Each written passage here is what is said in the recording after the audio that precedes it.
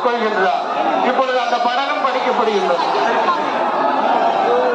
சூரபதுமன் வருத்தம் நீங்கி 1000 கோடி தூதர்களையும் விரலில் அழைத்து 1008 அண்டங்கள் சேனைகளையும் வரும்படி கட்டளையிட்டார். அரக்கர்களை எதிர்த்து நின்றார்கள். இதனை கண்ட வீரபாகு தேவர்கள் அவர்களுக்கு எதிரில் நின்று சீறி அவனர் படையை அழித்தார். தேவர்கள் மகிழ்ச்சியால் வேலாயுத கடவுளை தோத்திரம் செய்தார்கள். வீரபாகு தேவர் சூரனுடைய நேரில் பயந்து அவனுடைய வில்லை வெட்டினார். சூரன் வீரபாகு தேவரின் மார்பில் அறைய மூர்த்தையாயினார். அப்படி மூர்த்தையை எடுத்து ஆகாயத்தில் எறிய மூர்த்தையை அறிந்து சுப்பிரமணியத்தில் சேர்ந்தார். சூரபத்மன்னன் தாயை அழைத்து இறந்தவரை எழுப்பித்து தரும்படி கேட்டார். மாயி தேவி, நீ முருகனை பாலம் என நினைக்கின்றார், அவன் பரமசிவனுடைய மகன், நீ கடவுளை புதி என்று கூறினார். சுப்பிரமணிய கடவுள் வஜ்ராயுதத்தை விட அது அருணரை அழித்து கடலில் குளித்து கடவுள் கரத்தில் வந்து சேர்ந்தது. சூரபத்மன் சக்திவாரனை படையை ஏற அதை சுப்பிரமணிய கடவுள் 2 துண்டாக வெட்டி வீழ்த்தினார். சுப்பிரமணிய கடவுள் ஞான சக்தியால் வேலாயுதத்தை எடுத்து ஏற அதனை கண்ட சூரபத்மன் கண்டு அஞ்சி இருளும் நீங்கி சூரன் சமுத்திரத்தில் மாமரமாய் நின்றார். இதனை அறிந்த சுப்பிரமணிய கடவுள் வேலாயுதத்தினால் மாமரத்தை 2 துண்டுகளாக பிளக்க சாகாவரம் பெற்ற சூரபத்மன் ஒரு பகுதி மயிலாகவும் மறுபகுதி சேவல் பொடியாகவும் நின்றார். இதனை கண்ட சுப்பிரமணிய கடவுள் மயிலின் மீதேறி பிரகாசித்து நீலநிறமுள்ள மயிலின் மேல் ஆரோகணித்து கொண்டு சேவல் கொடியை கொடியாக பிடித்து இதனை கண்ட தேவர்கள் ஆறுமுக கடவுளை பூமாரி பெய்து கடவுளை மகிழ்ச்சி பெருக்கால் தோத்திரம் செய்தார்கள்.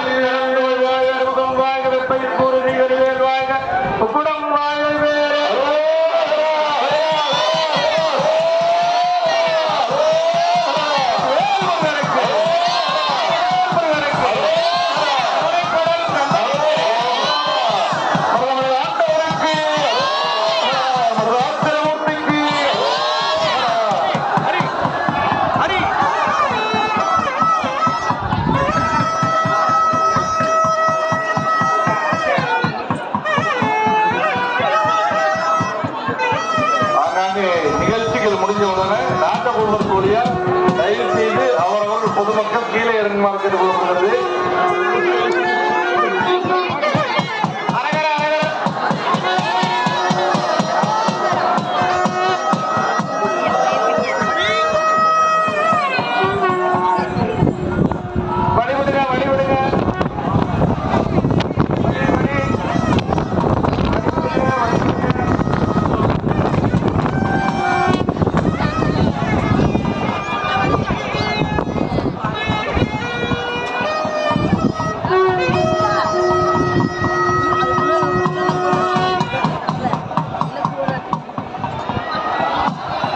பொதுமக்கள் கவனத்திற்கு தயவு செய்து அவரவர்கள் தள்ளுமுள் இல்லாமல் அவரவர்கள் தயவு செய்து உடமையை பாதுகாத்துக் கொண்டிருக்கிறது.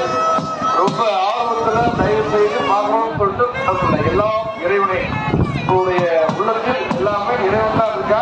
அதனால நிதானமா நின்ன இடத்துல நிதானமா சாமி முடிஞ்ச உடனே ராஜகோபுரத்தினுடைய கீழறங்கி கீழறங்கினால பின்னால் வரக்கூடிய பொதுமக்களுக்கு பார்க்க முடியும். தயவு செய்து எங்களுக்கு